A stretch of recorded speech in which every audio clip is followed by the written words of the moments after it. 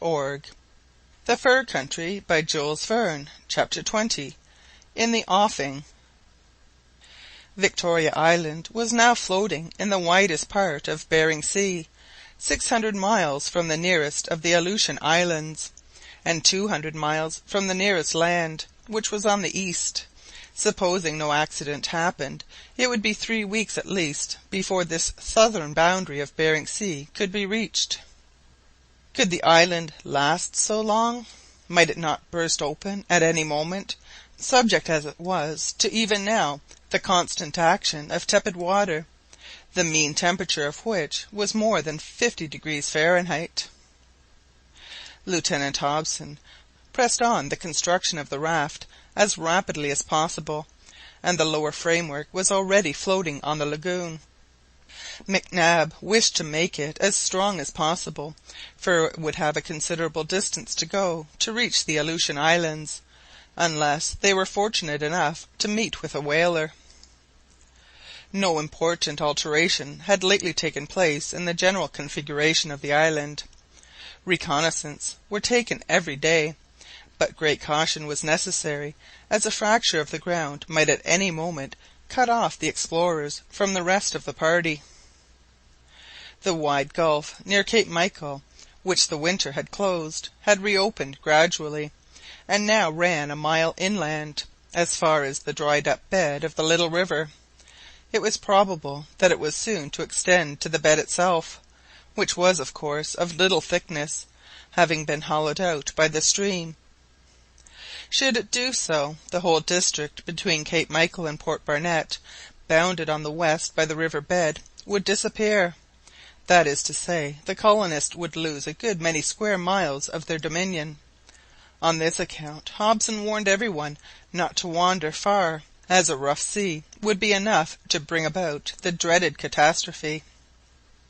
Soundings were, however, taken in several places, with a view to ascertaining where the ice was thickest, and it was found that, near Cape Bathurst, not only was the layer of earth and sand of greater extent, which was of little importance, but the crust of ice was thicker than anywhere else.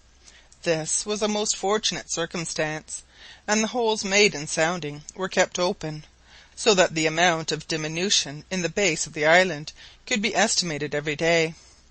This diminution was slow but sure, and making allowances for the unfortunate fact that the island was drifting into warmer waters, it was decided that it was impossible for it to last another 3 weeks. The next week, from the 19th to the 25th May, the weather was very bad. A fearful storm broke over the island, accompanied by flash after flash of lightning and peals of thunder. The sea rose high, lashed by a powerful northwest wind, and its waves broke over the doomed island, making it tremble ominously. The little colony were on the watch, ready on an emergency to embark in the raft, the scaffolding of which was nearly finished, and some provisions and fresh water were taken on board. Rain heavy enough to penetrate the ice crust fell in large quantities during this storm, and melted it in many places. On the slopes of some of the hills the earth was washed away, leaving the white foundations bare. These ravines were hastily filled up with soil to protect the ice from the action of the warm air and rain, and but for this precaution the soil would have been everywhere perforated. Great havoc was caused amongst the woods by this storm. The earth and sand were washed away from the roots of the trees, which fell in large numbers. In a single night the aspect of the country between the lake and the former Port Barnett was completely changed. A few groups of birch trees and thickets of firs alone remained, a fact significant of approaching decomposition, which no human skill could prevent. Every one knew and felt that the ephemeral island was gradually succumbing. Every one, except Thomas Black, who was still gloomily indifferent to all that was going on. On the 23rd of May, during the storm, the hunter Sabine left the house in the thick fog, and was nearly drowned in a large hole which had opened during the night on the site formerly occupied by the principal house of the factory. Hitherto, as we are aware, the house, three-quarters submerged, and buried beneath a mass of earth and sand, had remained fixed in the ice crust beneath the island. But now the sea had evidently enlarged the crevice, and the house with all it contained had sunk to rise no more. Earth and sand were pouring through this fissure, at the bottom of which surged the tempest-tossed waves. Sabine's comrades, hearing his cries, rushed to his assistance, and were just in time to save him, as he was still clinging to the slippery walls of the abyss. He escaped with a ducking which might have had tragic consequences. A little later the beams and planks of the house, which had slid under the island, were seen floating about in the offing like the spars of a wrecked vessel. This was the worst the evil storm had wrought, and would compromise the solidity of the island yet more, as the waves would now eat away the ice all around the crevice. In the course of the 25th May the wind veered to the northeast, and although it blew strongly, it was no longer a hurricane. The rains ceased, and the sea became calmer. After a quiet night the sun rose upon the desolate scene. The lieutenant was able to take the bearings accurately, and obtained the following result. At noon on the 25th of May, Victoria Island was in latitude 56 degrees 13 minutes, and longitude 170 degrees 23 minutes. It had therefore advanced at great speed, having drifted nearly 800 miles since the breaking up of the ice set it free in Bering Strait 2 months before. The great speed made the lieutenant once more entertain a slight hope. He pointed out the Aleutian Islands on the map to his comrades, and said, "Look at these islands. They are not now 200 miles from us, and we may reach them in 8 days." 8 days? repeated Long, shaking his head. 8 days is a long time. "I must add," continued Hobson, "that if our island had followed the 168th meridian, it would already have reached the parallel of these islands. But in consequence of a deviation of the Bering current, it is bearing in a southwesterly direction." The lieutenant was right. The current seemed likely to drag the islands away from all land, even out of the sight of the Aleutian Islands, which only extend as far as the 170th meridian. Mrs Barnett examined the map in silence. She saw the pencil mark which denoted the exact spot then occupied by the island. The map was on a large scale, and the point representing the island looked but a speck upon the vast expanse of the Bering Sea.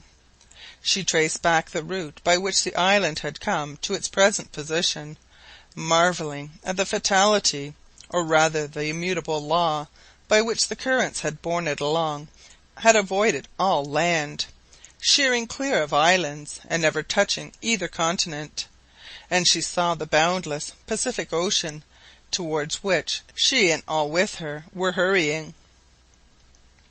She mused long upon this melancholy subject, and at last exclaimed suddenly, "Could not the course of the island be controlled? 8 days at this pace would bring us to the last island of the Aleutian group." "Those 8 days are in the hands of God," replied Lieutenant Hobson gravely. "We can exercise no control upon them. Help can only come to us from above. There is nothing left for us to try." I know," said Mrs Barnett, "but heaven helps those who help themselves. Is there really nothing we can do?" Hobson shook his head doubtfully. His only hope was in the raft, and he was undecided whether to embark every one on it at once, contrive some sort of sail with claws, etc., and try to reach the nearest land, or to wait yet a little longer. He consulted Sergeant Long, Mac Nab, Rae, Marbre, and Sabine, in whom he had great confidence, and all agreed it would be unwise to abandon the island before they were obliged. The raft, constantly swept as it would be by the waves, could only be a last resort, and would not move at half the pace of the island, still driven towards the south by the remains of the ice wall. The wind generally blew from the east, and would be likely to drift the raft out into the offing, away from all land. They must still wait then, always wait, for the island was drifting rapidly towards the Aleutians. When they really approached the group they would be able to see what it would be best to do. This was certainly the wisest course to take. In 8 days, if the present speed were maintained, the island would either stop at the southern boundary of Behring Sea, or be dragged to the south-west to the waters of the Pacific Ocean, where certain destruction awaited it. But the adverse fate, which seemed all along to have followed the hapless colonists, had yet another blow in store for them. The speed on which they counted was now to fail them, as everything else had done.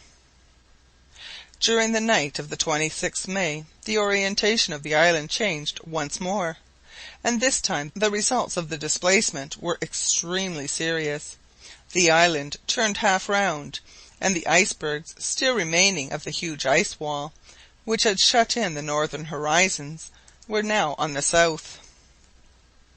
In the morning the shipwrecked travellers, what name could be more appropriate, saw the sun rise above Cape Esquimaux instead of above Port Barnett. Hardly 100 yards off rose the icebergs, rapidly melting, but still of considerable size, which till then had driven the island before them. The southern horizon was now partly shut in by them. What would be the consequences of this fresh change of position? Would not the icebergs now float away from the island, with which they were no longer connected? All were oppressed with a presentiment of some new misfortune, and understood only too well what Kellet meant when he exclaimed, "This evening we shall have lost our screw." By this Kellet meant that the icebergs, being before instead of behind the island, would soon leave it, and as it was they which imparted to its rapid motion, in consequence of their very great draught of water, their volume being 6 or 7 feet below the sea level for every one above, they would now go on without it, impelled by the submarine current, whilst Victoria Island, not deep enough in the water to come under the influence of the current, would be left floating helplessly on the waves. Yes, Kellet was right. The island would then be like a vessel with disabled masts and a broken screw. No one answered the soldier's remark, and a quarter of an hour had not elapsed before a loud cracking sound was heard. The summits of the icebergs trembled, large masses broke away, and the icebergs, irresistibly drawn along by the submarine current, drifted rapidly to the south. End of chapter 20.